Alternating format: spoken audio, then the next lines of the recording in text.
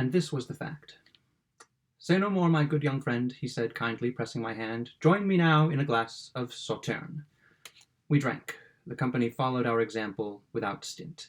They chatted, they jested, they laughed, they perpetrated 1,000 absurdities. The fiddles shrieked, the drum ro-de-doed, the trombones bellowed like so many brazen bulls of Phalaris, and the whole scene, growing gradually worse and worse as the wines gained the ascendancy, became at length a sort of pandemonium in petto. In the meantime, Monsieur Maillard and myself, with some bottles of Sauterne and Vougeot between us, continued our conversation at the top of the voice. A word spoken in an ordinary key stood no more chance of being heard than the voice of a fish from the bottom of Niagara Falls. "And, sir," said I, screaming in his ear, "you mentioned something before dinner about the danger incurred in the old system of soothing. How is that?" "Yes," he replied, "there was occasionally very great danger indeed. There is no accounting for the caprices of madmen, and in my opinion, as well as in that of Dr. Tarr and Professor Fether, it is never safe to permit them to run at large unattended. A lunatic may be soothed, as it is called, for a time, but in the end he is very adept to become obstreperous. His cunning, too, is proverbial and great, and he has a project in view, he conceals his design. If he has a project in view, he conceals his design with a marvelous wisdom, and the dexterity with which he counterfeits sanity presents to the metaphysician one of the most singular problems in the study of mind. When a madman appears thoroughly sane, indeed, it is high time to put him in a straitjacket. But the danger, my dear sir, of which you were speaking in your own experience during your control of this house, you have had practical reason to think liberty hazardous in the case of a lunatic?" Here, in my own experience, why, I may say yes. For example, no very long while ago, a singular circumstance occurred in this very house. The soothing system, you know, was then in operation, and the patients were at large. They behaved remarkably well, especially so. Any one of sense might have known that some devilish scheme was brewing from that particular fact, that the fellows behaved so remarkably well. And sure enough, one fine morning the keepers found themselves pinioned hand and foot, and thrown into the cells, where they were attended as if they were the lunatics, by the lunatics themselves, who had usurped the offices of the keepers. "You don't tell me so. I never heard of anything so absurd in my life." "Fact. It all came to pass by means of a stupid fellow, a lunatic, who, by some means, had taken it into his head that he had invented a better system of government than any ever heard of before, a lunatic government, I mean. He wished to give his invention a trial, I suppose, so that he persuaded the rest of the patients to join him in a conspiracy for the overthrow of the reign of powers. But he really succeeded. And he really succeeded? No doubt of it. The keepers and kept were soon made to exchange places. Not that exactly either, for the madmen had been free, but the keepers were shut up in cells forthwith, and treated, I am sorry to say, in a very cavalier manner. But I presume a counter-revolution was soon effected. This condition of things could not have long existed. The country people in the neighborhood, visitors coming to see the establishment, would have given the alarm. There you are out. The head rebel was too cunning for that. He admitted no visitors at all, with the exception one day of a very stupid-looking young gentleman of whom he had no reason to be afraid. He let him in to see the place, just by way of variety, to have a little fun with him. As soon as he had gammoned him sufficiently, he let him out and sent him about his business. And how long, then, did the madmen reign? Oh, a very long time indeed.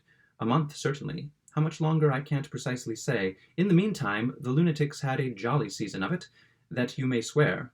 They doffed their own shabby clothes, and made free with the fine family wardrobe and jewels. The cellars of the chateau were well stocked with wine, and these madmen are just the devils that know how to drink it. They lived well, I can tell you. And the treatment? What was the particular species of treatment which the leader of the rebels put into operation? Why, as for that, a madman is not necessarily a fool, as I have already observed, and it is my honest opinion that his treatment was a much better treatment than that which superseded it. It was a very capital system indeed. Simple, neat, no trouble at all. In fact, it was delicious. It was... Here my host's observations were cut short by another series of yells of the same character as those which had previously disconcerted us. This time, however, they seemed to proceed from persons rapidly approaching. "Gracious heavens!" I ejaculated. "The lunatics have most undoubtedly broken loose." "I very much fear it is so," replied Monsieur Maillard, now becoming excessively pale. He had scarcely finished the sentence before loud shouts and imprecations were heard beneath the windows, and immediately afterward it became evident that some persons outside were endeavoring to gain entrance into the room. The door was beaten with what appeared to be a sledgehammer, and the shutters were wrenched and shaken with prodigious violence. A scene of the most terrible confusion ensued. Monsieur Maillard, to my excessive astonishment, threw himself under the sideboard. I had expected more resolution at his hands. The members of the orchestra, who for the last 15 minutes had been seemingly too much intoxicated to do duty, now sprang all at once to their feet and to their instruments, and scrambling upon their table broke out with one accord into Yankee Doodle, which they performed, if not exactly in tune, at least with an energy superhuman during the whole of the uproar. Meantime, upon the main dining table, among the bottles and glasses, leapt the gentleman who with such difficulty had been restrained from leaping there before. As soon as he fairly settled himself, he commenced an oration, which no doubt was a very capital one, if it could only have been heard. At the same moment, the man with the teetotum predilection set himself to spinning around the apartment with immense energy, and with arms outstretched at right angles with his body, so that he had all the air of a teetotum in fact, and knocked everybody down that happened to get in his way. And now, too, hearing an incredible popping and fizzing of champagne, I discovered at length that it proceeded from the person who performed the bottle of that delicate drink during dinner. Then again, the frogman croaked away as if the salvation of his soul depended upon every note that he uttered, and in the midst of all this, the continuous braying of a donkey arose over all. As for my old friend, Madame Joyeuse, I really could have wept for the poor lady, she appeared so terribly perplexed. All she did, however, was to stand up in a corner by the fireplace and sing out incessantly at the top of her voice, "Cock-a-doodle-dee-doo." And now came the climax, the catastrophe of the drama. As no resistance beyond whooping and yelling and cock-a-doodling was offered to the encroachments of the party without, the 10 windows were very speedily and almost simultaneously broken in. But I shall never forget the emotions of wonder and horror with which I gazed when, leaping through these windows and down among us, pell-mell, fighting, stamping, scratching, and howling, there rushed a perfect army of what I took to be chimpanzees, orangutans, or big black baboons of the Cape of Good Hope. I received a terrible beating, after which I rolled under a sofa and lay still. After lying there some 15 minutes, however, during which time I listened with all my ears to what was going on in the room, I came to some satisfactory denouement of this tragedy. Monsieur Maillard, it appeared, in giving me the account of the lunatic who had excited his fellows to rebellion, had been merely relating his own exploits. The gentleman had indeed, some 2 or 3 years before, been the superintendent of the establishment, but grew crazy himself, and so became a patient. This fact was unknown to the traveling companion who introduced me. The keepers, 10 in number, having been suddenly overpowered, were first well tarred, then carefully feathered, and then shut up in underground cells. They had been so imprisoned for more than a month, during which period Monsieur Maillard had generously allowed them not only the tar and feathers which constituted his system, but some bread and abundance of water. The latter was pumped on them daily.